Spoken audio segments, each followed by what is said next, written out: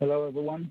Thank you for joining us and welcome to this second webinar for our consultation on the Toronto Police Services Board BodyWorn Cameras policy.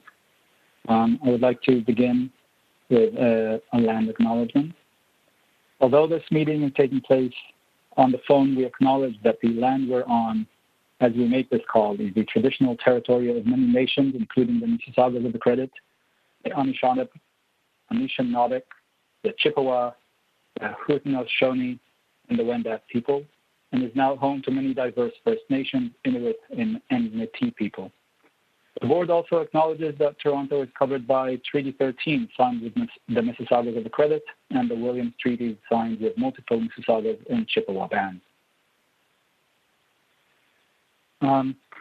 Hello, my name is BWCs. I'm a senior advisor to the Toronto Police Services Board. With me today is Superintendent Michael Barsky from the service. We will be talking today about the BodyWorn Cameras policy draft, and Superintendent Barsky will discuss the procedure that comes along with it.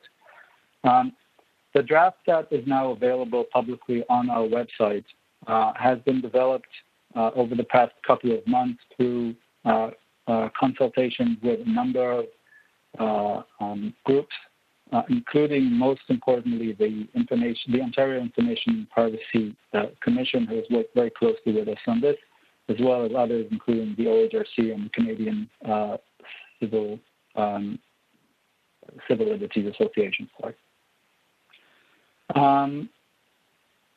But today, in the past few days, we have opened up this consultation to the general public. We know that this issue is of very strong importance to the public of Toronto, and we want to make sure that we get this policy right as early as possible, and we want to make sure that it reflects all the needs and the wishes of the people of Toronto. So I thank you for joining us today. I will be giving a presentation on the policy, and Superintendent Barsky will give a presentation on the procedure, and you're welcome to ask questions. If you have joined us on the WebEx app, you can raise your hand using the raise hand feature on the app, or ask a question in the chat box.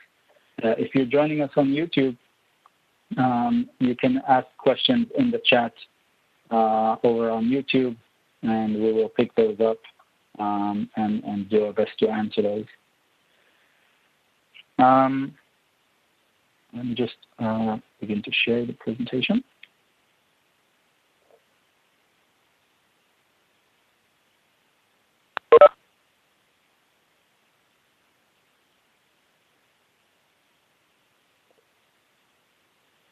Okay. Just 1 second.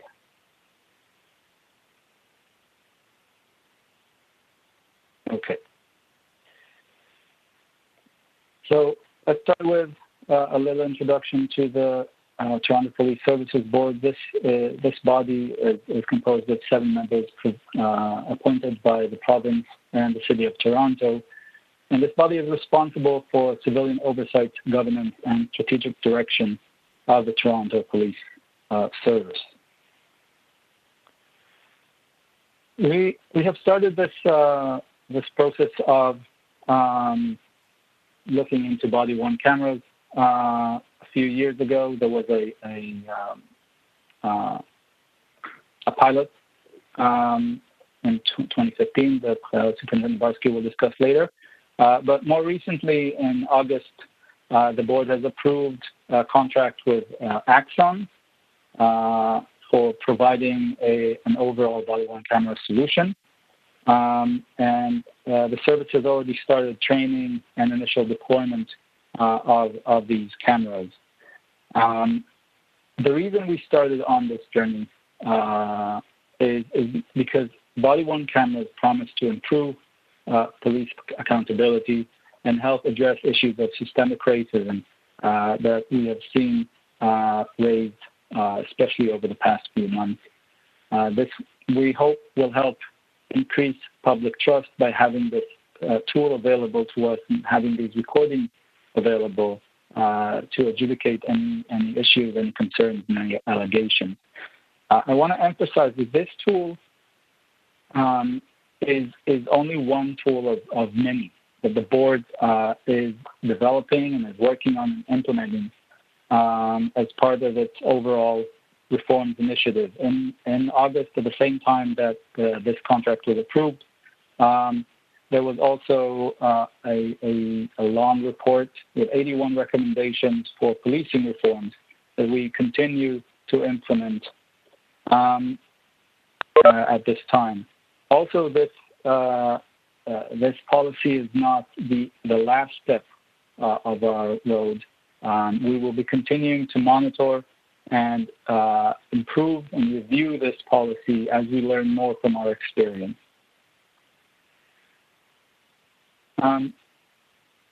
For those who may not be familiar with the distinction, the board sets policies for the service. That means that the board creates the framework for how the chief develops the procedures. The board is not instructing the individual officers in what they do. We do not intervene with the operational day-to-day work of the service, but we set the framework. And then the chief operationalizes this in the procedures and instructs the service members how to act in different circumstances. The policy sets the goals for this initiative. We say what the board will decide what it wants to see, what kinds of goals it wants to achieve through this, and then create a monitoring framework to ensure that these goals are being achieved. Now, we've learned from research that governance of BodyWorn cameras is a critical step in achieving these goals. We know that the way that officers use these cameras and the way that these recordings are used after they are made is critical for creating this public trust and achieving the benefits that we hope to draw from this. So this policy is where we set those boundaries and where we set those rules. That's why it's very important for us to get your comments, to get your feedback, and make sure that this policy achieves what you, the public, also want to see from the Toronto Police Service. I'll go over each individual section of the policy. But before I do that, I want to talk more broadly about the overall approach that we have taken in this. Like I said, the way that officers use the cameras is very critical in achieving the goals that we're setting for it. And the primary issue that we have seen in research that affects whether or not they're effective in increasing public trust has to do with officer discretion in turning off and on their cameras. So the approach we're taking with this policy is to reduce the officer discretion, to make sure that officers have very, very clear-cut rules about when cameras are on, when cameras are off. And the purpose is to ensure that all interactions with the public, or as many interactions as possible, are being captured by these recordings. This does not mean that every time you walk down the street and there's an officer around, you will be on camera. We are very cognizant of the need to protect the privacy concerns of individuals, and I'll discuss later on where that applies. But since we are aiming to record as many interactions as possible, the way that we are protecting the privacy of those who actually interact with police officers is through restricted access to these recordings. So we will see again later on, we will discuss what sorts of restrictions we put on the access to it, how we're making sure that only the people who really need to know or to see a recording will have the ability to do so.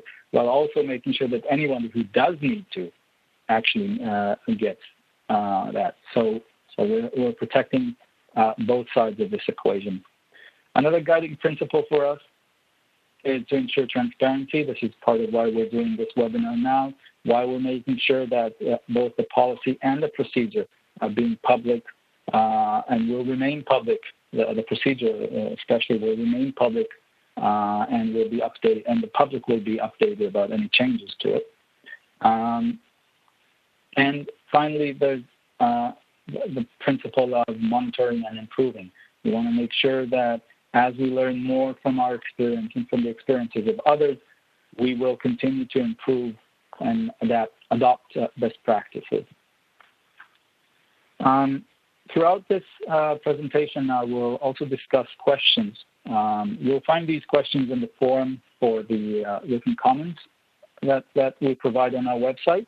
You can also provide any other comments that you wish, but we're particularly interested in your answers to these questions.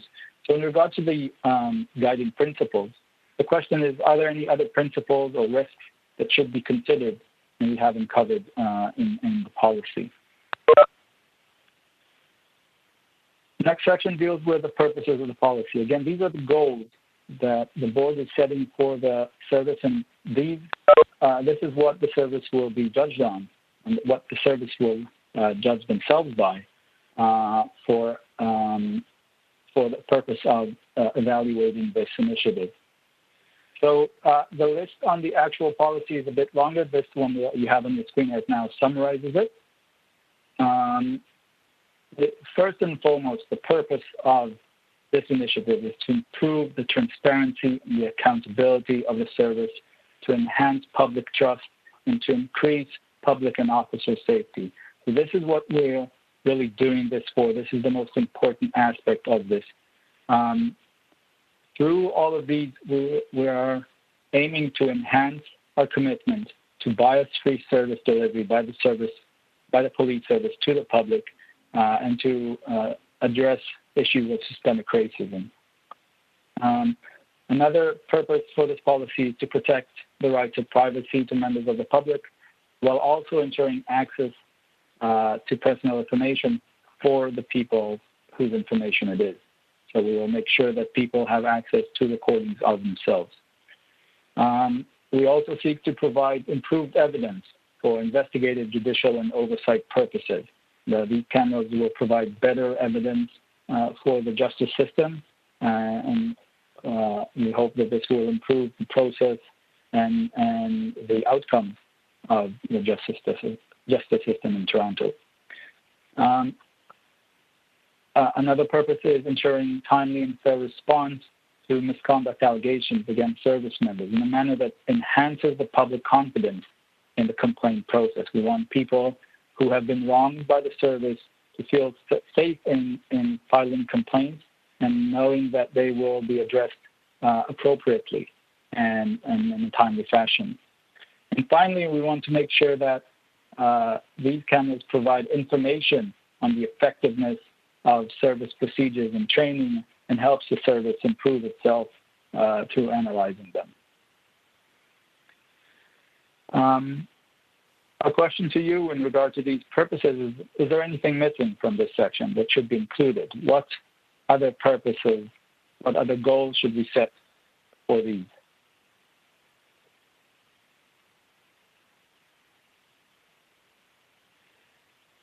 The next section, titled General, deals with the legal authorities and the legal guidance for the service in developing its procedures for this initiative. So first and foremost, we instruct the chief to base the procedure on the recommendations of the Privacy Commissioner of Canada and best practices as identified by federal and provincial authorities. We also require the chief to make sure that any use of the cameras is in accordance with the Ontario Human Rights Code.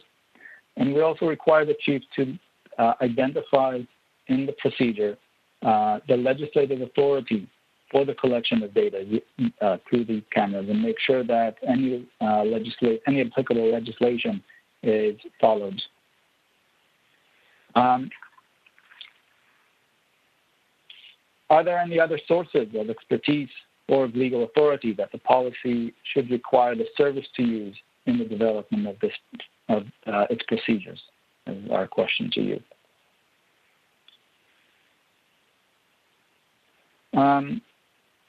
One of possibly the cores of this policy is the question of when and how to use body-worn cameras.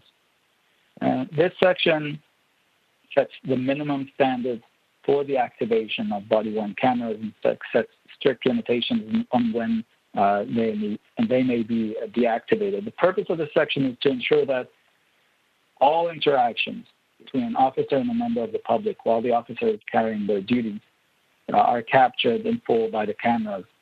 And also that individuals interacting with the officers are made aware that they are being recorded. So what this means is an officer standing in the corner of the street is not allowed to activate their camera for the purposes of general surveillance. People walking on the street on minding their own business should be safe in knowing that they can do so without being recorded when there's an officer around. An officer is only turning on their camera when they are or intend to be interacting with a person, with a member of the public. There are a small number of exceptions that we have developed in collaboration with the Ontario Information and Privacy Commission. And the purpose of these is to protect the dignity of members of the public and private information. Superintendent Barsky will go into more depth about some of these, so I will just give an overall view of these. The first exception is in the case of a private residence or a private plate, other than in situations where an officer must go into a home and must record there if there's a crime taking place, if there's an exigent condition, or when carrying out a warrant. If an officer is entering a home by consent, then they must give the people inside the home an opportunity to refuse to have the camera rolling while the officer is there. And then the officer will either ask the questions that they want to ask outside, or will turn off the camera and go inside, respecting the wishes of the individuals inside that residence. Certain sensitive situations may arise. For example, if an officer comes on a person who is in a state of partial undress, the officer may, in those situations, cover the lens temporarily while they're taking actions to protect the dignity of that individual. The camera will keep rolling, the audio will keep rolling, but for that brief duration of time, the officer may cover the lens. During spiritual, cultural ceremonies, officers, unless they have the express consent of the people carrying out these ceremonies, officers will turn off their cameras for the duration of the ceremony. In certain conditions in healthcare facilities, when an officer may need to have their camera running, under certain circumstances, they would be required not to. And finally, if it is legally forbidden to record in a certain place, for example, in a courthouse, then the officers will, of course, respect that legal obligation. As I said, every officer must inform people that they are being recorded whenever that happens. So as early as possible in an interaction, an officer will inform the member of the public they're talking with that they are being recorded. In addition to that, the cameras themselves also provide this information in a passive manner. The camera is lit up when it's recording, and it emits a small beep every couple of minutes to inform people that they are being recorded. But again, the onus is on the officer to inform the member of the public that they are being recorded as early as is feasible. Whenever an officer thinks that they're in a situation that requires them to turn off the camera, they have to explicitly state before turning off the camera, why they're doing so, and there's also forms that they have to fill out later on to explain why they've done so. And also, if they find that they've accidentally turned off their camera, this needs to be reported on to their supervisors. Our questions here: should there be more situations in which the policy should require the BodyWorn camera to be activated? And if so, which ones? Should there be more situations in which the policy should require the BodyWorn camera to be deactivated? And if so, which ones? Is the direction allowing for the covering of the lens during situations of a sensitive nature sufficiently clear? Should it be further constrained or removed completely? Furthermore, should there be more situations in which the policy should allow officers to cover the lens? And also, should officers be allowed or required to mute the microphone under any circumstances during interactions? And if so, which ones? During spiritual ceremonies, should cameras be required to be deactivated? Two last questions. The purposes of the policy include protecting the privacy of members of the public by restricting access to recording. Is that protection sufficient, provided the breadth of situations that will be recorded by BodyWorn cameras? What changes should we make? And finally, are there any other possible uses of the camera beyond general surveillance that the policy should explicitly ban?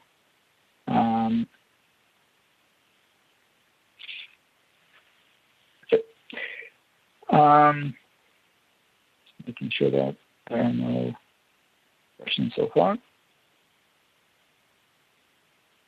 All right, so we'll continue on. Controls and transparency. Let's start with controls. There are two different episodes, sections. So the control section establishes the required checks and controls over service members to ensure that they comply with the policy.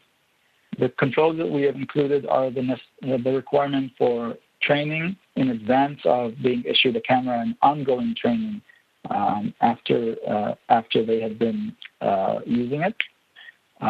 There are requirements for record keeping, forms that must be kept, and an audit trail for any use of the camera recording.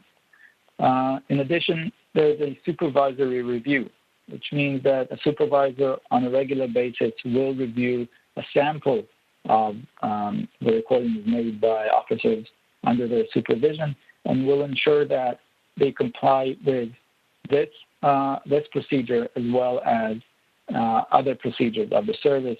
And then the supervisor may decide that an officer may require additional training or other measures based on their judgment. And finally, and importantly, and this is unique in this policy and in this procedure, the policy requires the chief to establish a discipline framework, which means that officers know in advance that if they do not comply with any of this procedure, any of what we've said so far, they will be disciplined for it, and the punishment, that the discipline that will be given is clear and known in advance, and will progress with additional cases of lack of compliance. So all officers will know that they have to comply with this, and that there is no room for, again, discretion in what kind of discipline may be given if they are found not in compliance. And again, this is done to ensure the accountability of the service, to ensure that these cameras are actually achieving the goals that we have set for them. With regards to controls, are these controls sufficient to ensure that the policy achieves its purpose of enhancing the accountability of the service? Are any additional controls or changes to these controls necessary? The next chapter deals with transparency. So this chapter does not talk about the initial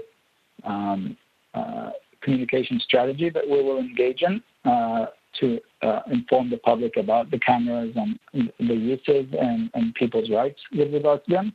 But on a permanent basis, the service will be required to have a website a web page on its website that will provide access to information on what officers' duties are. It will include the full up-to-date procedure on it.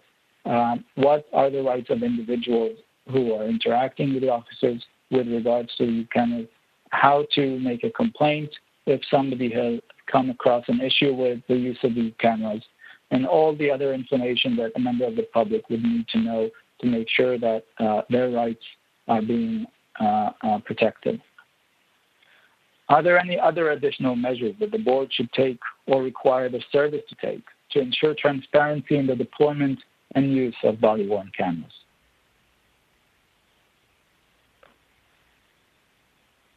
Move on to the issue of retention and disposal of the records. So this section establishes the framework for the tamper-proof, secure storage of recordings and related metadata collected by the body-worn cameras. This means, by tamper-proof, we mean that even if people have access to a recording, an original, pristine recording will always be kept on the system as long as it is being retained. So this will not be redacted. This will not be changed in any way. Officers will not be able to edit the original recording that is kept in the system.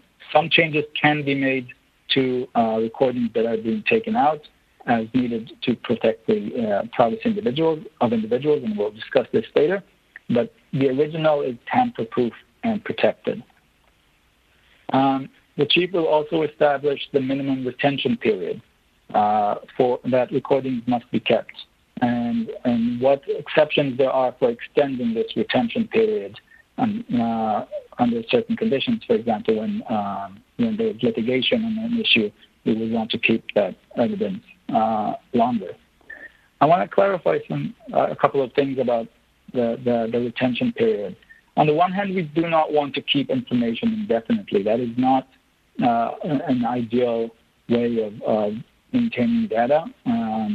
People want to be sure that that their actions are not going to be held against them for eternity.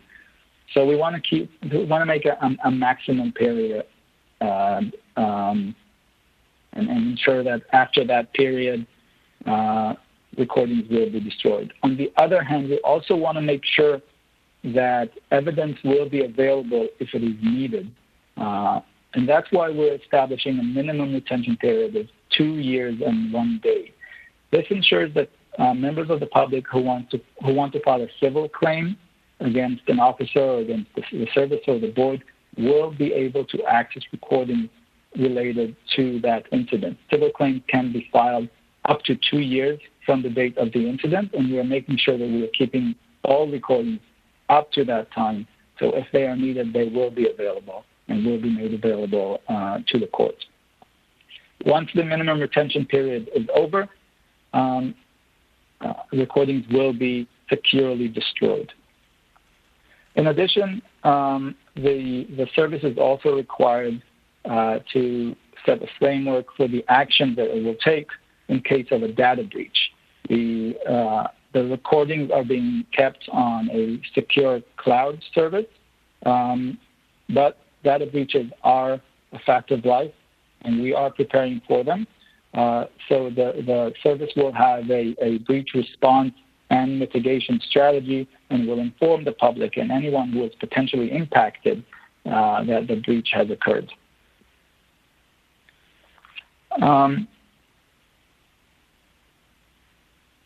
Are there any missing elements to the retention and disposal framework to ensure the privacy of members of the public who were captured in the recordings?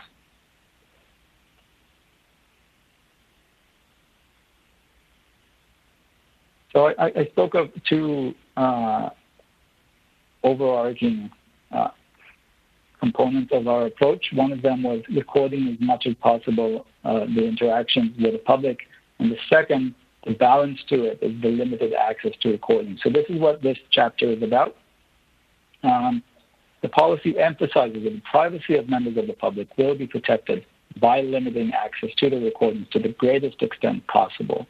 And this section identifies the individuals and the roles who will be granted access to specific recordings and the conditions for such access. So I will go over who the policy identifies as allowed to access recordings. First, the officer who is wearing the BodyWorn camera will be allowed to access their own recordings. They will not be able to access recordings of other officers who may have recorded their actions. Only their own recordings will be accessible to them, and that also only after all the initial reports were filed out. If an officer wants to review a recording and then make changes or additions rather to the notes, they have to clearly state that these additions are made following a review of the recordings. And this will ensure that we know what the officer remembered initially from an incident, how they perceived the incident before they watched the recordings, and what they may have learned from the recording that was not in their initial memory of it. In addition, other service members may be granted access based on their role in relation to the recording. This will only happen if they can justify and show that the access is necessary. So cases for this example are supervisors will have access to recordings by their supervised officers. Investigators on a specific case can access recordings related to that case. Auditors, and we will talk about the audit function incorporated into this policy later on. People who require these for legal proceedings will have access to it. And officers who have seen a recording that may be useful for training purposes can alert the college to it, and then the college will receive a copy that is anonymized, anonymizing the identities of members of the public in it, and then decide if they want to use that for purposes of training. In addition, oversight bodies, such as the Special Investigations Unit or the OIPRD, will be able to access recordings when they conduct investigations that are related to them. This is to further serve the purpose of increasing the service's accountability and making sure that any such investigations have access to the best evidence possible. Any individual or body who obtains lawful authority, for example, through a court, to gain access to specific recordings will have access to those recordings as required. And in addition, members of the public who were recorded in an interaction can request to view or to receive a copy of that interaction. This includes representatives of those members of the public, legal representatives, as well as parents or guardians of minors who were involved in such interactions, and the next of kin of deceased individuals who interacted with officers. So all of these will be able to request access to these recordings. The recordings that will be provided to them will anonymize the identity of any other members of the public except for the requester to protect their identity. This will be done through measures like image blurring and voice distortion. And I should add that the service, based on the Municipal Freedom of Information and Protection of Privacy Act, the service can, under certain conditions, refuse to provide recordings, and the Act specifies the cases where this may apply. Any such refusal will have to be given in writing to the requester, and the service will also be required to advise the public and the board of the number of refusals and the reasons given, so that there will be monitoring and we will be making sure that those decisions are justified.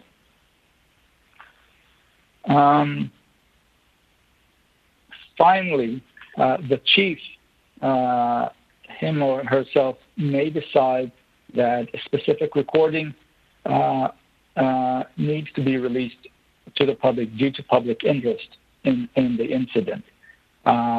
Any such public release will be done after image blurring and voice distortion to protect the identity of members of the public in the recording. But other than that, the recording will have to be full and unedited. So if there is a situation where the chief believes there is public interest in knowing the actual occurrences in an event, and no request was made by the member of the public who is captured in that recording, they can make that available to the public. There are some firmer restrictions to access that will apply in accordance with the law to recordings where minors who are either suspected of an offense or were witnesses to an offense were captured, and the service will follow these requirements as well. In addition, we're setting some controls over the access. There will be an audit trail. So any sort of access will be logged by the system. This log will include, at a minimum, the identity of the person who made the request for access, the reason for the request, the time of access, and whether a copy was provided to the requester when the TPS was required to do so. So this audit trail will be kept indefinitely on the system, even after the recordings themselves have been destroyed. So we will always know who had access to those recordings. In addition, as I mentioned, whenever a recording leaves the system and is provided to an external group or body or person, identities that can be anonymized will be anonymized. So the person who is making the request, their identity will not be anonymized, but any other members of the public will. In some cases, for legal reasons, the service may be forbidden from doing any of that, and that will be the case in those situations. But as much as possible, we'll protect the identity of anyone in those recordings whenever releasing a recording. And finally, this section creates a ban on the use of BodyWorn cameras in combination with facial recognition technology or the creation of a searchable database from these recordings. The sole exception is the use of recordings in combination with the service's mugshot database to identify suspects. I want to clarify this. There are already procedures in place to make sure that any such request to use this mugshot database are justified and necessary. This combination, the use of images from recordings in the mugshot database cannot be done on the fly. It cannot be done en masse. So we can't just say, here's an image of a bunch of people on the street and any of them on the mugshot database. They have to select an individual face and make a request that face be compared to the mugshot database. In addition, we will be collecting information through the recording to make sure that this is done in a way that is reasonable and that there is no overuse of this new tool through that system.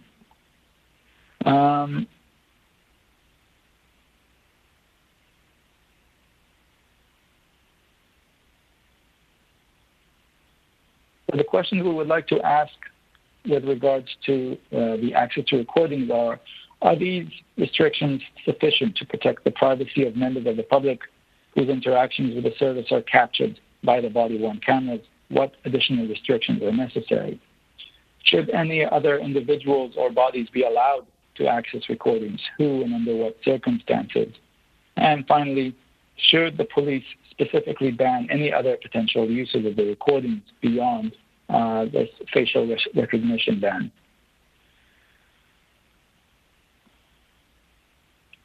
The final section of the policy deals with auditing and public reporting. The service will be required to conduct an annual audit of the BodyWorn Camera recordings to ensure compliance and the effectiveness of the current procedure in capturing interactions in full. And this audit will look at a number of elements. It will make sure that recordings start at a time when it is appropriate for them to start. It will make sure that any incident that should have been captured is captured, and we'll be using a sample of the overall incident to measure that. And the findings of this audit will be included in an annual report to the board.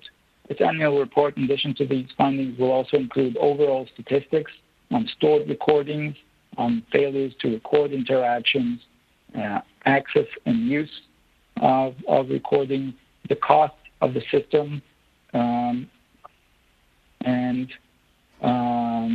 any statistics on the release or refusals to release to the public of recordings. We'll also get information on complaints with regard to the use of BodyWorn cameras. And finally, the service will be required on an annual basis to do a review establishing whether the camera initiative is achieving the goals that were set for it in this policy. This review will include a survey of public trust in the police, as well as consultation with communities with an emphasis on impacted and racialized communities to make sure that they are finding the use of these cameras to be fair and helpful. In addition, finally, the policy itself also has to be reviewed on a regular basis to ensure that it effectively achieves its purposes and follows current best practices. And this will be done through looking not only at the experience of the Toronto Police Service, but also the experiences of other services around the world, and expert opinions, academic research, and so forth. The board will make any amendments necessary to improve the ability of the policy to achieve these goals. Our questions to you here are there any other items the service should report on to the board as part of its annual report on BodyWorn cameras? If so, what are they? And finally, does this framework sufficiently address the purpose of public transparency with regards to BodyWorn camera use? What changes should be made to it? And as I said before, the form that calls on you to allows you to provide comments for our public consultation also allows you to add any additional comments that you might want to make, any additional issues that you want to raise that were not covered in these questions. So as I said before, this is the policy. And this policy is operationalized by the service in a procedure. That means that the fairly high-level instructions given in the policy are made specific and give specific instructions to officers through the procedure. The procedure is also made public, and the draft is available on our website. Before I move over to allow Superintendent Barsky to discuss the procedure, do you have any questions on the policy? I see that we got a few from the YouTube channel. Is oversight and review or audit of the BodyWorn camera policy conducted internally by the service or an external body or partnership? So the policy itself will be reviewed by the board office. The procedure will be reviewed by the service. But in conducting our evaluation, we're planning on collaborating with academics and experts on BodyWorn camera use to ensure that this evaluation is as accurate and as full as possible.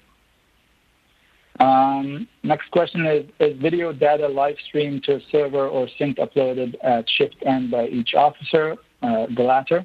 So Superintendent Barsky can clarify more on that later. At the end of every shift, the officers will be required to upload all their data through a physical connection. What are some examples of extenuating circumstances under which cameras may not be turned on? I'll leave that to Superintendent Barsky to discuss some detailed examples. I already mentioned that in some cases where entering a house consensually, you have to get permission from occupants to leave your camera on. And there are some cases when in a medical facility that, again, Superintendent Barsky will discuss it at more length. How does the activation of BodyWorn cameras and specific interactions and not for general surveillance apply in the case of street-involved individuals? Again, if an officer is conducting police business, is coming up to a person to ask them a question, then the camera will be on and the officer will be required to notify the person they're talking with that the camera is on. The ban of general surveillance means that if an officer is not interacting with anyone and is not approaching anyone to interact with them, then the camera should be off. So they can't just use it to collect evidence on the actions of people without their knowing. I hope that answers that question.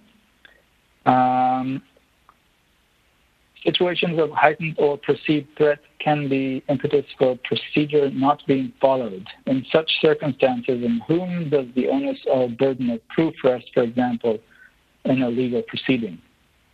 I will leave that to Superintendent Barsky or Mr. Cornish to reply later on, so we'll be getting back to that. What are examples of discipline for BodyWorn camera policy not being followed, individual circumstances considered? Will the policy be flexible to address possible shortcomings if there are repeated individual breaches? Again, this is something that Superintendent Barsky will cover in his presentation shortly, so I'll leave it to him. Is a 2 years and 1 day retention too short? We believe it is not short as a minimum. And again, if there is any complaint, if there is any reason that is raised to keep a recording longer, then we will do so. This is just the minimum. And at 2 years, if there's nothing that was raised about that recording that justifies leaving it for longer, then it's probably about time to leave it, to remove it and destroy it. But we are still, as I said, in the process of developing this policy, and this consultation is not about a done policy. So if members of the public want to raise reasons and justifications for a longer retention period, we're absolutely open to hearing those. I see we have a question on video. So let me just end my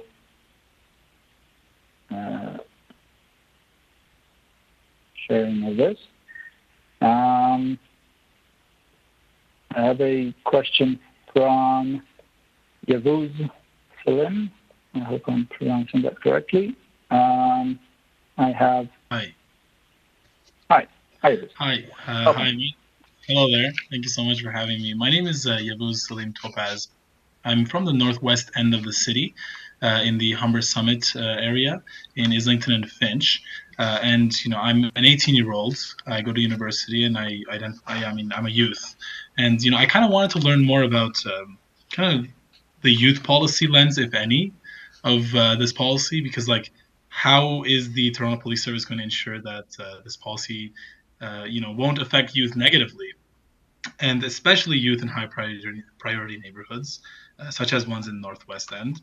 And specifically, how will privacy be ensured for youth that interact with the police? Because obviously, privacy is a very important thing, and I know you guys discussed this, but has there been kind of an analysis of how privacy policies and whatnot will specifically affect youth that interact with the police? So, as I said, there are special restrictions in law that pertain to recordings of youth under certain circumstances, and we will be applying those additional restrictions where necessary. We haven't done a specific analysis with regards to the impact on youth. Superintendent Barsky, I don't know if you want to chime in here, if you have anything to add. Would it be possible for you guys to do an analysis or like an assessment of how this would possibly affect youth that interact with police? Sorry, I didn't hear that. Can you repeat that? Sorry about that. Can you hear me now? Yeah, I can hear you. It's just a bit muffled. Sorry about that. Is this better? I hope so. Let's try. Okay, yeah, let me just try. I was just wondering, would it be possible to do a kind of analysis or assessment on how this would affect youth specifically? Because I think it's very important that, a lot of, young boys, young women as well. A lot of us are interacting with the police, and I think we do deserve to have a specific kind of approach to our needs, because we are different in the needs that we have. So I would ask the Toronto Police Services Board to do an assessment or at least an analysis on how this would affect youth specifically from all fronts. So, yeah, go ahead. Sorry, it's a great question, sir, and certainly it's something that we're very alive to. The Youth Criminal Justice Act is a very strong piece of legislation that we in the police take very seriously, obviously, and the protection of youth data is paramount to that.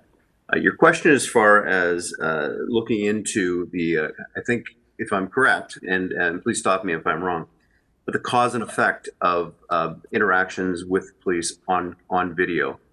And so we have been having much dialogue with a number of academics in the United Kingdom about this type of thing, about the spoken word, about the interaction, about the type of interaction, and about the type of individual that interaction is, and certainly something that we are looking to continue with. I can't speak for the board, nor do I intend to. However, we will do things like surveys with individuals who have had encounters with the police.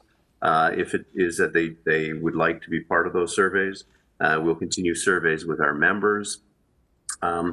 As we grow this rollout of our cameras, we do believe that this will become more accepted in the community and by our officers. Our officers are very anxious to have these cameras and to use them.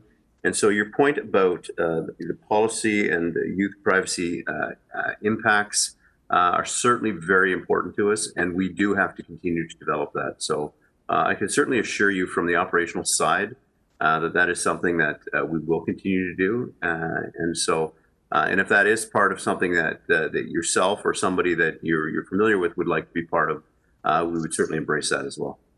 Yeah, I absolutely, thank you so much. I would love to help out if there was something that I could help out in. And I think youth policy is very important, and kind of youth lens is very important as well, because youth do interact with the police as well, and it's very important because we are kind of the future. We are the future of the city, right? And I think I would suggest for the Toronto Police Services Board, for the Toronto Police Service, to actually reach out to local schools, the TPSB maybe, to see if, especially schools in high priority neighborhoods, for example, Emory Collegiate Institute at Weston and Fitch, that was the school I graduated from, and actually talk to those students, maybe have someone from the local precinct come in and talk to them and ask for their advice and for their opinions, because we are being directly affected. There's a lot of police presence in these neighborhoods, and we deserve to have our say in it, on how we interact with the police and how police interact with us as well. So thank you so much for considering this. Yeah, actually, thank you so much for asking questions. Go ahead, James. Yeah, if I can get in here. So your question is actually quite complex. It has two separate areas to be addressed. One is the impact of policing in general on youth, and then the other is the protection of privacy. So I'll speak only to the protection of privacy piece. Superintendent Barsky's already spoken about the other. You should know that, like, when we're drafting the procedure and the policy from the board side, but from the police side, we could have tried to reproduce all the protections that are available or apply to youth records in the procedure, but it would have been long, complex, and unintelligible at times, because there is already a body of law that protects these records. The body-worn cameras are simply a type of record, and as they relate to youth, they will be protected in the same way as any other youth record is. And the public should know that there was and will continue to be extensive consultation with the Information and Privacy Commission of Ontario about both the policy and the procedure. So you can rest assured that the protections apply, and that people with specific expertise and interest in this have applied their lens to what we have written and what we are about to write. It's not over. That's the purpose of the consultation, because we may not have thought of something and we want to hear what people have to say. Yeah, thank you so much. I think it's important to have the knowledge of academics and professionals applied, but kind of the point I'm trying to make here is that the knowledge of academics and professionals is very important, but what also matters is the community knowledge of youth. And I'm not an academic, I'm not a professional in any sense, I'm just a member of the public. I just learned about this and I'm here, and I think our opinions matter equally, but in different ways. And I would seriously want, in fact I want the Toronto Police Services Board to commit to, orally and in writing, commit that you guys will reach out to youth and average youth, just like myself, and ask for their opinions on this, and that they will play a role in the writing of this policy.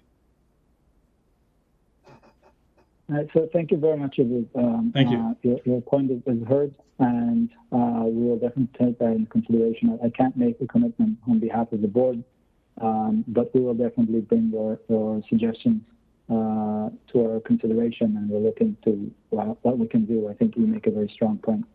Thank you so much. And if there's any way that I can help out, who would I go and talk to? If you want to send us an email with your contact details, our email is board@tpsb.ca, and we'll be able to contact you from there. Okay, thank you so much. Thank you. I see some other questions that came in. Is a 2 years and 1 day retention period too short? For example, if data is needed in criminal appeals processes. So as I said before, any reason for extending, any justified reason for extending the retention period will impact the retention. So, for example, if a recording contains evidence that is relevant to an investigation or a possible trial, including an appeals process, then that recording will be kept until all the proceedings are finalized. So we believe the minimum period is not too short, given those caveats. With respect to determination of public interest to release certain recordings, it is only the police chief who is entrusted to make such a decision. Yes, the answer to that is yes. The chief is in the best position to make these decisions, and the board does not have the ability to make these operational decisions. And this is also in line with the existing legislation and TIPA. So the answer to that is yes, but the board will be monitoring again all of these issues, and if we see that there are a number of situations where seemingly there had been public interest justified public interest in a release and there was no such release, then I trust the board to bring this up and examine the considerations that were made by the chief. Is that the way you pronounce it? Like, seriously? I was a victim. This is something from YouTube. I was a victim of a crime back in 2015. About 3 months later, the service called me to do a survey about the body cams that I was not even aware of. How is it actually a new practice? In 2015, there was actually a pilot project with cameras. There was a different model of the camera. They had a number of issues that were raised, and that pilot has ended, and so that's why we were approached at that time. This is a new initiative. It builds on what we learned from them, but the things have changed so considerably in terms of the technology that a lot of what happened then isn't really applicable. But we have tried to apply what lessons we could from that pilot in designing this initiative. I have a question from someone from the same person, it looks. Where is the footage from the 2015 pilot? Why was I not offered to view the footage? Is this footage saved and stored? I am not sure about those questions. Superintendent Barsky, do you know what happened to those records collected there? I assume they have been destroyed since. So thank you for the question, and it would be determined by what the investigation revealed. At the time of the pilot project, all videos were kept at minimum 1 year. Anything that would go to a civil litigation was kept for 2 years, and anything that resulted in a criminal investigation or criminal charges would have been kept at that time for 11 years. So if it did fit under that criminal investigation parameter, it is stored on premise with the Toronto Police Service and still kept and protected for that criminal process. It sounds as if perhaps this did not go to court because if it had, you would have been provided that opportunity to review anything that was on video that captured yourself and any comments or statements you may have made. But certainly it's something that we can look into, and if that is of a concern to you, and we can certainly get you an answer to all of your, any and all of your questions. Okay, so it's 11 o'clock, and I think we covered all the questions we got so far. So let's move on, Superintendent Barsky, to your presentation, and we'll continue the questions after that. Well, thank you. So I'm just, I'll share my screen now with everybody, and so that everybody's able to view the presentation.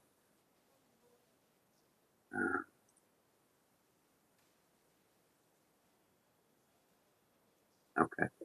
So some of what I will discuss today will, you'll see, will replicate or mirror much of what the policy is. We have been working very hard with the Police Services Board, with the Privacy Commission, and with other interested external parties as well as internal parties to provide us with the tools for our procedure.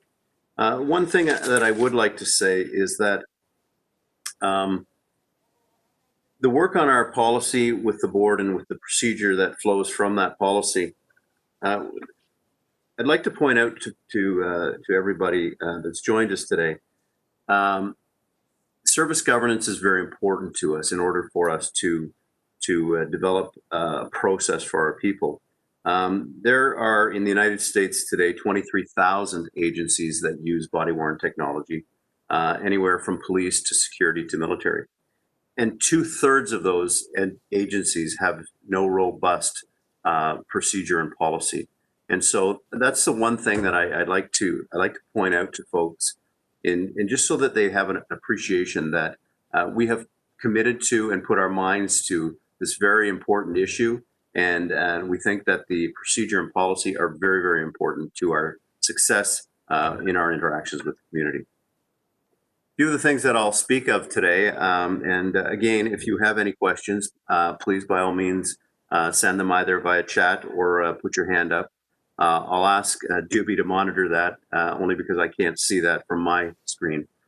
But I will talk a bit about the project scope, what the goals of our implementation were or are, how we selected the vendor that we've chosen, how do we deal with sensitive matters and sensitive locations in dealing with those matters, what are the parameters of using the camera, whether that is in public settings or private settings, and how the law is applied to that.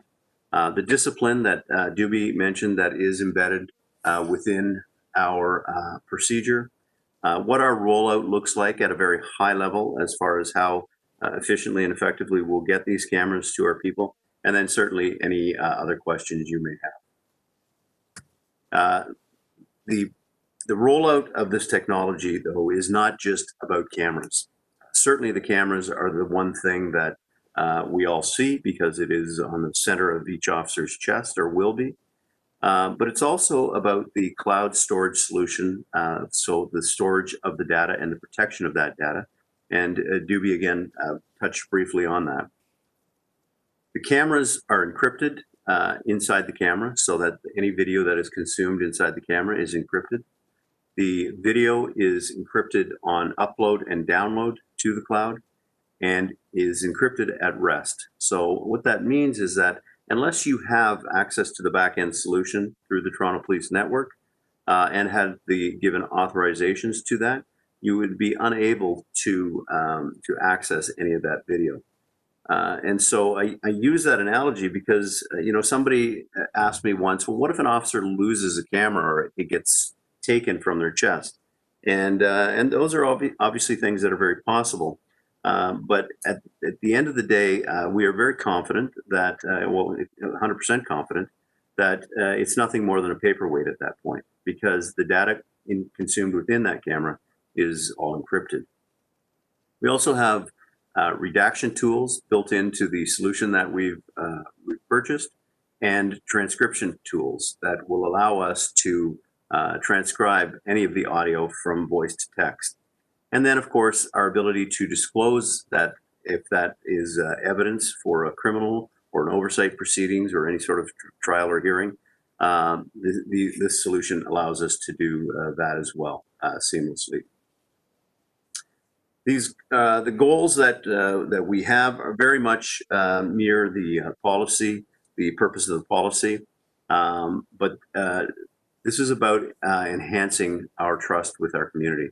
We believe we have a very strong relationship with the community. We can always be better, and we need to be better. But this goes to police legitimacy and also the accountability of police officers. Obviously, the video will give us, because of the fact that we prescribe that the officer will activate the recording prior to an arrival at a call for service. It will give us the complete and accurate record of that encounter with the public. It will enhance both the safety of the officer and the public. And we know this because the worldwide experience shows that the camera seems to diffuse volatile situations in many, many cases. It will certainly strengthen our commitment to bias-free delivery of service to our public. It will be a tool to allow us to provide improved evidence to not only investigations, but for judicial and oversight purposes. It will go to giving the totality of an interaction, protect an officer from an unwarranted accusation, as well as protect the public. And it will provide an ability for our supervisors and our leaders to be able to look at the day in and day out roles and responsibilities of our officers and ensure that they are adhering to the procedures and the policies and the training that we provide the officers. And if we note that during the course of this that there is anything lacking in any of those, we'll then have the ability to seamlessly evolve and modify that. So how did we select the vendor? Well, as Doobie referenced, in 2015 and 2016, we actually ran a pilot test in the City of Toronto. And that pilot test was brought on by a number of reports that were written, both the Yakabuchi and the Pacer report, as well as a worldwide experience and exposure to body-worn technology. And Chief Bill Blair, now retired, was the chief of the day and wanted us to see if this technology would provide a valuable tool to the men and women of service, as well as a valuable tool for our interactions with the public. And so we did our pilot at that time. Unfortunately, at that time, the technology was very much in an infant stage and was not mature enough for us to accept that it would work consistently and on a regular basis. And it would be unfair to both the community we serve and to our officers to provide them with a technology that failed. And unfortunately, during our pilot process, the technologies that we tested simply did not last. The batteries didn't last, and we had some issues with video corruption. And so at that time, it wasn't the right thing to do. Since that time, we have gone forward with a robust RFP. We are the first agency in the country to have done a request for proposal on body-worn technology. And in putting that out, we put that proposal out to the world, starting with 18 vendors, ending with the final 3 who were assessed both academically. They were assessed by officers out on the road using them. They were assessed in a controlled environment testing. And then what we did was we were able to then see which technologies would provide all of those things that I talked about earlier in the redaction, transcription, the ability to disclose the quality of the video. Once we had determined who was the best of the 3 final products, we conducted what's called a penetration test on the cloud service provider. This is our first encounter with cloud. And so we wanted to make sure that cloud service provider with their data sovereignty fully entrenched in Canada. So all of the cloud is within Canada. Any backup is within Canada. So with that confidence, we went forward with this penetration testing to make sure that it was also secure. Further to that, we did what's called a privacy impact assessment to assess whether or not there were risks that we were perhaps not identifying or not, that weren't relevant to us or identified to us at the time. Part of this is also was our ability to integrate into our CAD. So CAD is an acronym for our computer-aided dispatch system. So every time somebody calls the police, whether it's our non-emergency or our emergency line, a CAD report is created. And what this does is it allows us to integrate directly into CAD and put that video into the call for service so that videos aren't lost, so that we're not searching and spending an insurmountable amount of officer hours doing administrative work. In our pilot in 2015 and 2016, we saw up to 20% of an officer's day was spent conducting administrative duties relevant to the body-worn camera. That's unacceptable. Our officers need to be available to you in the front line. And so again, one of the reasons why in 2015 and 2016, we did not move forward with the cameras. API is a platform, a technical piece for a platform where our service can then push videos or evidence into an area, secure area, where Crown attorneys can then go in and pull that. Today, we burn CD-ROMs and we hand deliver them to the courts. The ability of this process will now allow us to do that through the internet, and so saving, again, a large amount of time with just burning discs, as well as the labor-intense efforts of getting that to the various courthouses throughout our city. That will include crime scene evidence, surveillance evidence, cellular type uploads, those types of things will be able to be shared in that capacity. So the successful proponent is Axon, formerly known as Taser, the company Axon, and you can see the camera. This is the exact model that we will have deployed in the city. This is called the Axon 3. It has a battery that lasts more than 12 hours. Most of our men and women today work a 12-hour shift. We have to be confident that these cameras will last the totality of their shift. It records at 30 frames per second, which is fairly consistent with video. It has 146-degree field of view. Field of view, for those that are familiar or not familiar with it, go from northeast to southwest, if I could, on an angle, and that's the total degrees of that view that you get. Cameras also have a resolution that can be set from 480p, 720p to 1080p. These cameras are set at 720p. The human eye sees most clearly at 720p. We believe that because this is not a surveillance tool and is not to be used as such, that we should not be enhancing the capacity of the camera in order to zoom in on things, because that is not the purpose of this technology. Cameras do have embedded GPS, Wi-Fi positioning, and LTE connectivity, which means that question earlier about will you upload directly? Today we won't. We do upload from a docking station, but as we become more prolific or better at using these cameras, these are tools that are available to us to make us more efficient and effective, so that we can again save time and money. This camera in particular has 4 microphones, which enhances the audio capabilities, and it has at the top of the camera an LCD display, which will allow the officers to know how much battery life they have left, will allow them to know that they are recording or aren't recording, and then there are audio cues as well that will notify the officer and the citizen, as well as visual cues, lights on the outside of the front large round circle you see that light up when that camera is on, so that it'll be relevant and apparent to whoever is being interacted with that that camera is on top of the fact the officer will notify them that the camera is on.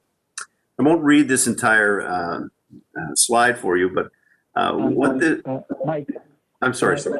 Sorry, there's a question I wanted to see if you have an answer for. The question is, how will 5G technology be utilized by these cameras? How are these body cams future-proofed? So 5G technology, of course, is the LTE technology, and so that will allow us the ability to use that. When you say future, I think you said future-proofed, Doobie, is that correct? Yes, sir. So when the cameras are docked in their station, in the docking station, the purpose of those docking stations is threefold. First of all, it charges the battery in that camera so that it is at full capacity for the next tour of duty of that officer. Secondly, it uploads any of the video that has been consumed over that last shift of the officer. The third thing it does is it pushes firmware upgrades directly to the camera overnight. So that keeps the cameras as up to date and as current as is required. Also, within our contract, we have 2 life cycles of the camera. So at 30 months and 60 months, you will see a different upgraded camera. This camera has just launched through Axon, so this is the latest, greatest camera they have right now. We've already received firmware upgrades, extending the battery life of the camera from 14 hours to 15 hours. And they will continue to do that throughout the life of our contract and then any future relationships that we may have. So we have been very firm in that we need, and that's contractually written in, that we will continue to have the very best of the technology to allow us to be confident and be able to give the confidence back to the public that we do have the most up-to-date and secure data. Does that answer that question? I'm sorry, it's not indirect. So I'll go to the next slide if there's no other questions right now, Doobie. Go ahead. Thank you. So this slide speaks about those circumstances of a sensitive nature. So victims and witnesses and even suspects involved in an investigation, it may be a time when it is necessary for an officer to momentarily obstruct the view of the video, the lens of the camera. So, for example, if we come upon an investigation where a woman or a person is in a state of undress, we may momentarily want to cover that lens out of respect for the dignity of that individual, so that we can get them a blanket or some clothing or something to cover them up so that it doesn't put them in an embarrassing circumstance. So these things are issues that are very important to us, and so part of what the procedure allows the officers. Also, we have situations, you may have seen in your lifetime where an officer is in the back of an ambulance with an individual. That individual, again, can be the victim of a crime, can be the suspect of a crime. We have to be able to be cognizant of that and be alive to the fact that there may be medical information that is confidential that ought not to be recorded and those types of things, but not just in an ambulance, perhaps in a hospital or a place of worship. Unless there is an exigent reason, like an emergent situation that would cause the officer to need to have that camera on, then we have to be alive to the fact that there are very private moments that people have that we may encounter. Using the cameras. So Toronto Police has had in-car cameras, dash cameras, often referred to, for the better part of 13 years now. Those cameras are always on in public spaces when the car is lights and sirens and whatnot are on. These cameras, though, will go into those private spaces, those places of worship, those hospitals. They'll also enter into your homes sometimes. And really, there is only three circumstances by which an officer is even allowed into your home, and that is in an exigent circumstance, perhaps a 911 call for an emergency where an officer has to go in. In those circumstances, in that private setting, that camera will be on.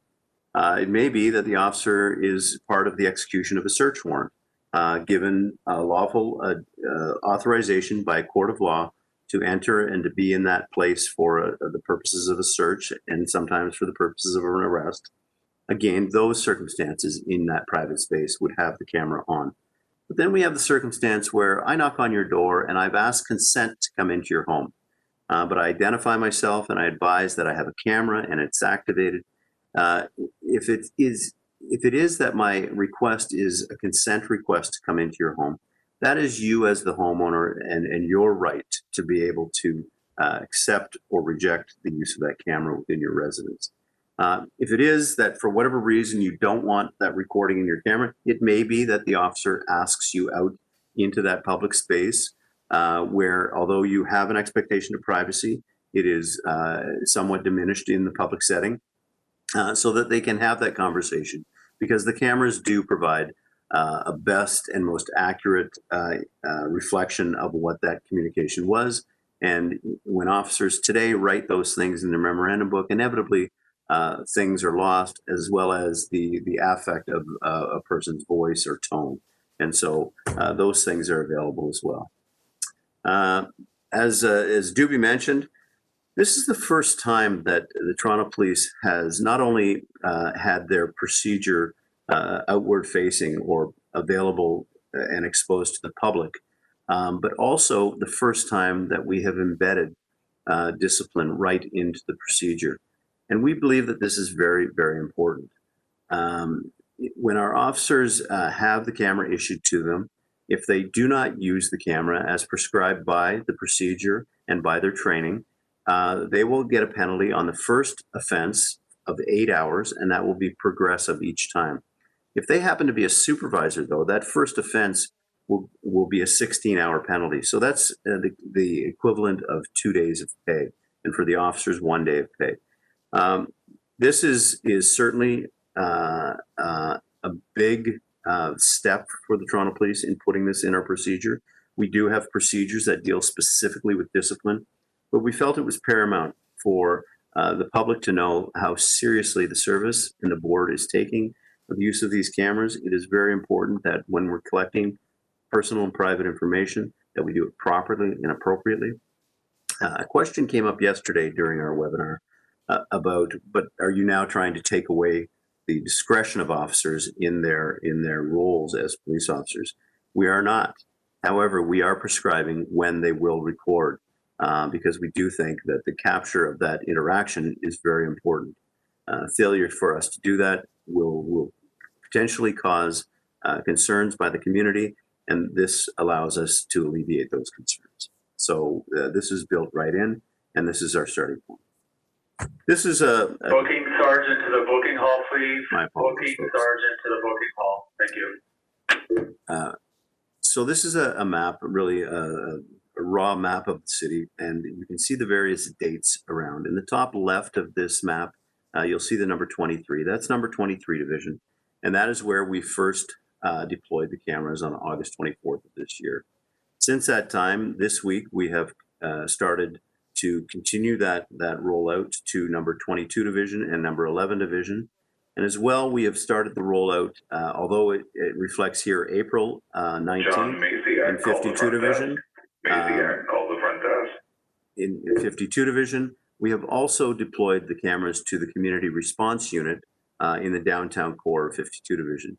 And the reason for that is these are the men and women who are on the bikes and on foot patrol in the downtown core who are engaging with the largest volume of people in our city, dealing with demonstrations and protests and parades and celebrations and people who are anti-mask during our pandemic. And so we felt it very important that those cameras be there. But as you can see on the bottom right of the map, August 23rd, so we intend to have a full rollout of cameras to all frontline uniformed men and women by the end of August in 2021. And at that point, every one of the better part of 2,350 uniformed frontline men and women will have the same camera mounted at the same spot in the center of their chest and be using them as prescribed by this procedure. This is just a small schematic that will show you the 5 courthouses that each of our police divisions feed for criminal court, criminal matters, provincial criminal court matters. 2201 Finch, of course, is the first courthouse that we've moved the cameras, the technology to, and that's because it is technologically the most tech-savvy court that we have in the city. And then going down 1000 Finch Courthouse, 1911 Eglinton East Courthouse, the College Park Courts at 444 Yonge, and of course Old City Hall at 60 Queen Street. This will also include those traffic courts and the Superior Court of Justice, but those will roll as the deployment comes through. And that's all I have for the presentation, but I certainly welcome any questions or comments that anybody might have. I'll stop sharing my screen so that I can actually see those questions and hopefully provide answers for you. So, Superintendent Belsky, before we go to the questions that were asked during the presentation, we had a little depth from yesterday. There was a question that was asked just as we were wrapping up, and I only saw it after we closed the meeting. So the question was, we have seen cases recently where police officers refuse to turn over their notes to the SIU for their investigation. Will body cam footage trump the police notes during the investigation? So it's a great question, and embedded again right in our procedure. When the SIU or the ORIPRD, the Office of the Independent Review Director, ask for the notes of our officers based on their investigation, those notes will be provided to them relevant to their investigative needs.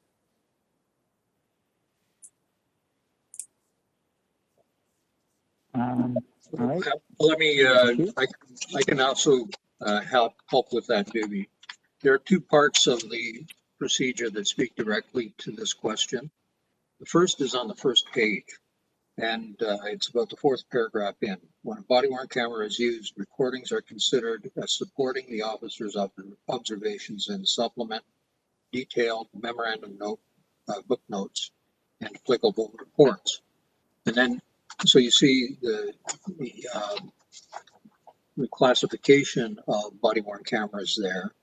And then you go over to page 4 for use and disclosure by external bodies. Paragraph A speaks of members of the Special Investigations Unit who are conducting an investigation and have grounds to believe that the body-worn cameras include evidentiary materials shall have access to such recordings. All right, thank you. One of the questions that we didn't cover earlier, and I think it wasn't covered in the presentation,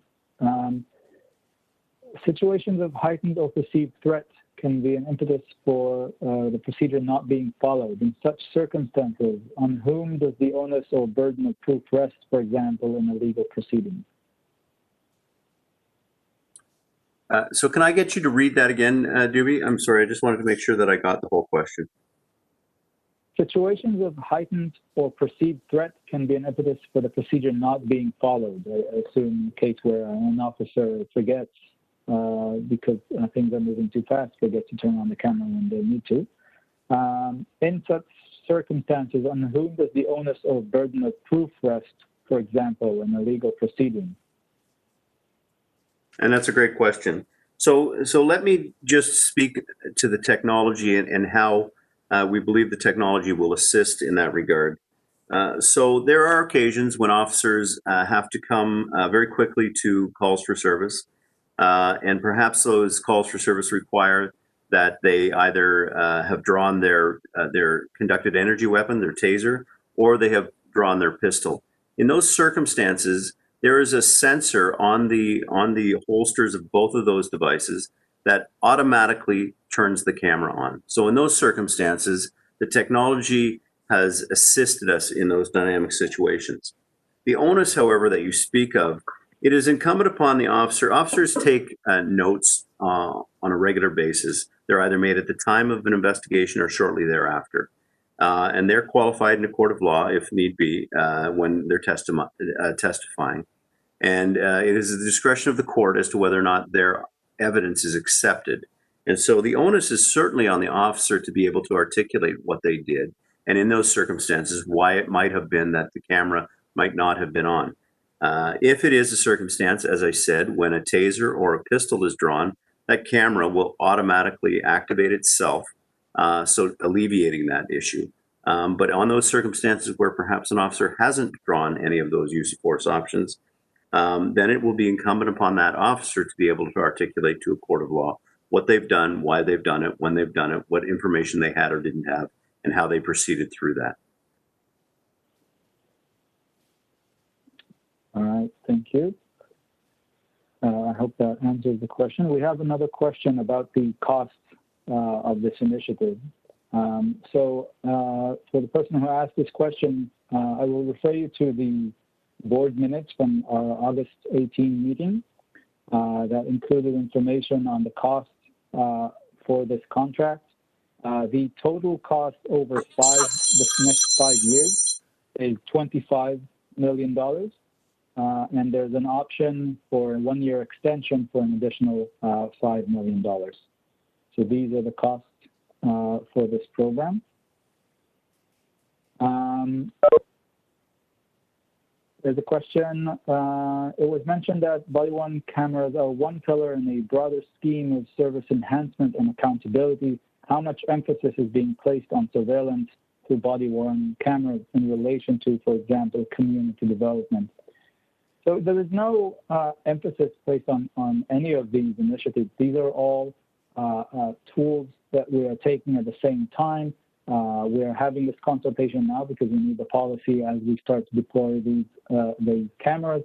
But at the same time, we're working on additional policies that will be brought forward in the coming months.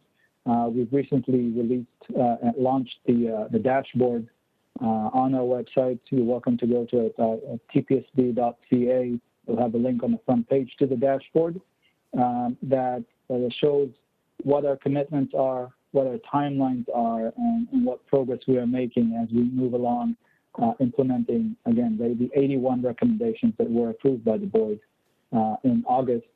Some of these relate to reducing tasks that are currently entrusted to the police and moving them to other alternative models.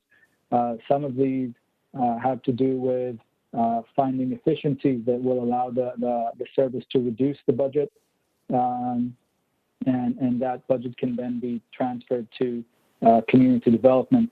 So we are working on on all of these directions at the same time. There is definitely no emphasis on any of these any one of these approaches.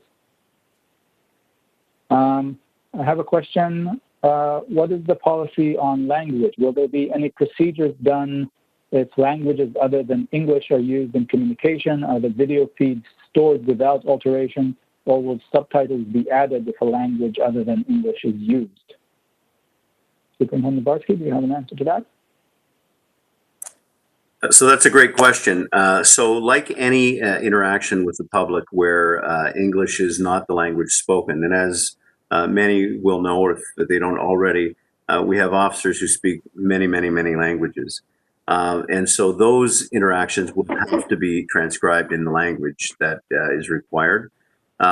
Today, we don't have the ability to populate that video with the, like on your television, when you push the SAP button, it goes to Spanish or French. But that is something that we currently do today, whether it's an interview in a police station or a dialogue in the back of a police car on in-car camera. And so we'll be following the exact same process with the BodyWorn, at least initially, until the technology is capable of those multiple languages. Okay, thank you for that.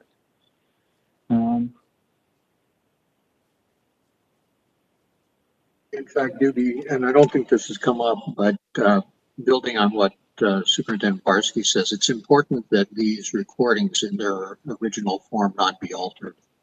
So they are kept unedited. Any editing is done to a copy, as I understand it. Is that correct, Superintendent? That is correct. Yeah.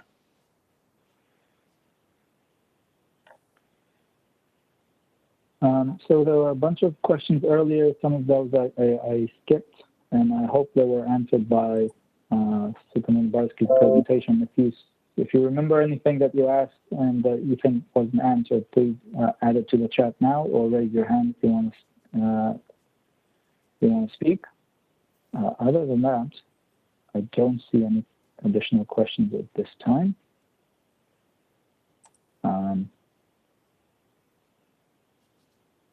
So let me talk a little bit about the process moving forward. We're holding this public consultation right now. The draft that you see on the website is subject to change. So we are listening to the comments that we're getting. We're still in consultation with the IPC. We're continuing to iron out any remaining issues. And the intention is to bring this policy to the board to discuss and consider and approve or revise at the meeting on November 24th. To achieve that, we ask that any comments that you may want to make are sent to us by November 5th. So again, on the board's website, tpsb.ca, there's a link to a form that you can fill out and provide us with all the comments that you have and suggestions that you want to make. And if you send those in by November 5th, we'll be able to consider them and incorporate them into the policy. I can tell you already that we have received comments already that have led to some changes from what you see on the website, and we continue to have these internal discussions following the comments to ensure that the policy, when it is brought before the board, represents not just the opinions of experts, but the opinion of the general public as well.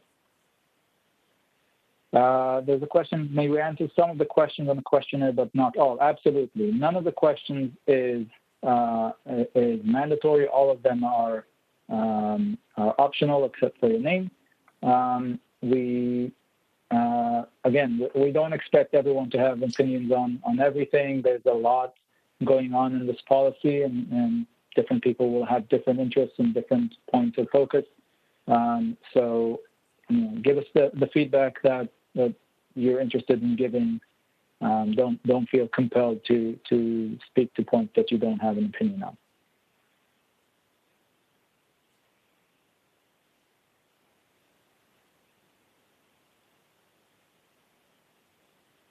The $25 million cost that we discussed is for a 25-year period. This includes the cameras and all the software involved, including storage on the cloud. So that is for 5 years.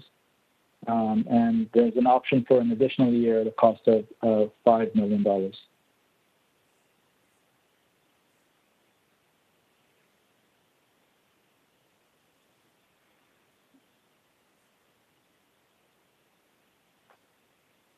I'm not seeing any further questions at this time, but I'll give people a couple more minutes to come up with their questions and post them. And again, you can raise your hand if you want to speak via audio or camera and ask your questions.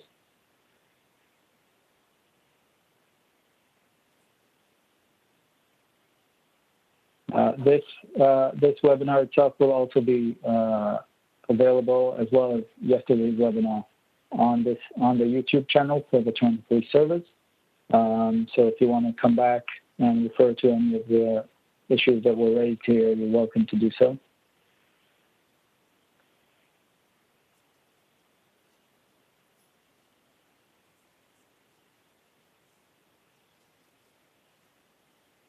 We have a question. Other than 52 Division downtown, how did you select the other divisions for the deployment that we have now? Superintendent Belsky, can you explain the rationale for the deployment process? Certainly. So at the beginning of this 6.5 years ago, we sat with the Ministry of the Attorney General, who, of course, litigates within all of those courthouses that I identified. And they, at their request, they asked that we start in their most technically savvy court and then go to what they refer to as their least technically savvy courthouse.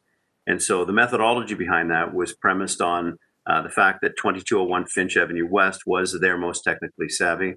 It happens to be in the northwest quadrant of the city.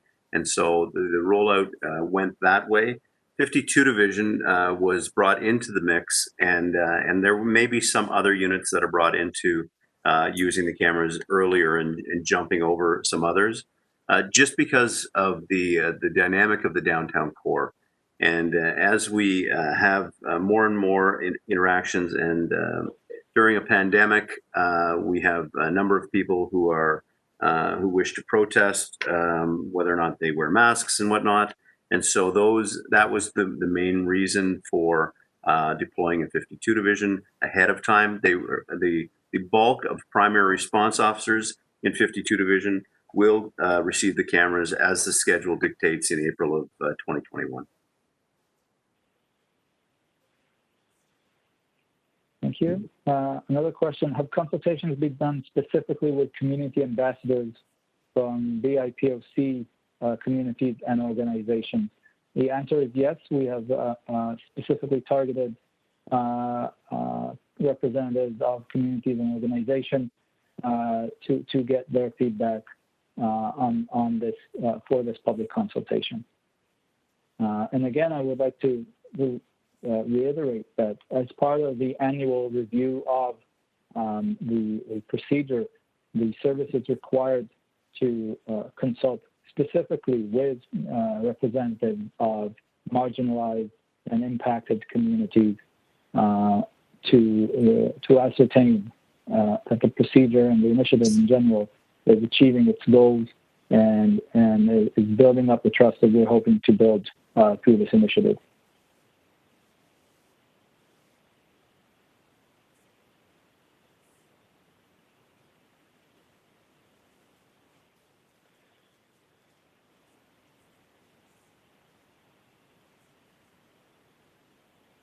So I think this is the last of our questions for now. We'll give everyone a couple more minutes to come up with questions if you have any.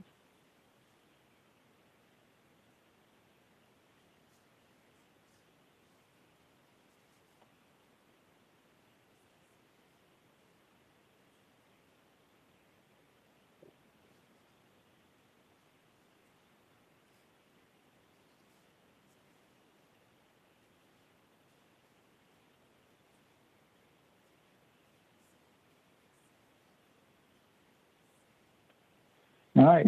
I think I want to thank everyone who participated today. We've heard some very good questions and some very good comments. And I follow the comments as they come in. I've seen a lot of very, very useful and well thought out comments that are helping us shape this policy further. There's a question: what happens when there's a discrepancy between an officer's note and body cam footage?